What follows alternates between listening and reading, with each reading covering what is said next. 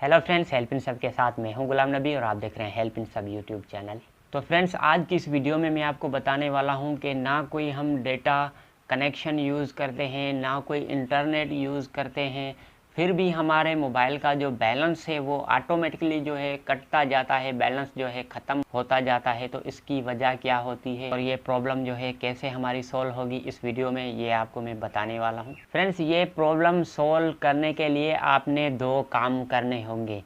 सबसे पहले, अगर आप कीपैड मोबाइल यूज़ करते हैं या फिर touch mobile Android phone use करते हैं या कोई भी फ़ोन यूज़ करते हैं, सबसे पहले आपने देखना होगा कि आपका जीपीएस जो होता है, जीपीएस कनेक्शन आपका ऑन तो नहीं है। लिखा भी होता है कि ये जीपीएस उस पर लिखा होता है। अगर वो आपके मोबाइल का ऑन है तो उसको ऑफ कर लें, उसकी वजह से भी बैलेंस कट जाता है। अगर जीपीएस कनेक्शन ऑफ करने से भी फ्रेंड्स आपका बैलेंस जो है कट रहा है, तो आपने अपने कस्टमर केयर को कॉल करनी होगी। मतलब कि नुमाइंदे को, जो आपके सिम का नुमाइंदा है ना, जैसे कि हमारे पास टेलीनॉर जैज़ वगैरह चलती है, तो टेलीनॉर की जो कस्टमर केयर का नंबर है 345, तो हम 345 पर कॉल करेंगे। उसको क्या बताना है फ्रेंड्स, नुमाइंदे से बात करके हमने उसको बताना है कि भाई मेरे नंबर पर जो ऑटोमेटिक बैलेंस चार्ज होने वाली सर्विस जो भी लगी हो उसको जो है ब्लॉक कर दें, बंद कर दें। बस एक ही बात करनी है, मेरे नंबर पर जो खुद ब खुद बैलेंस कटने वाली जो भी सर्विस ऑन है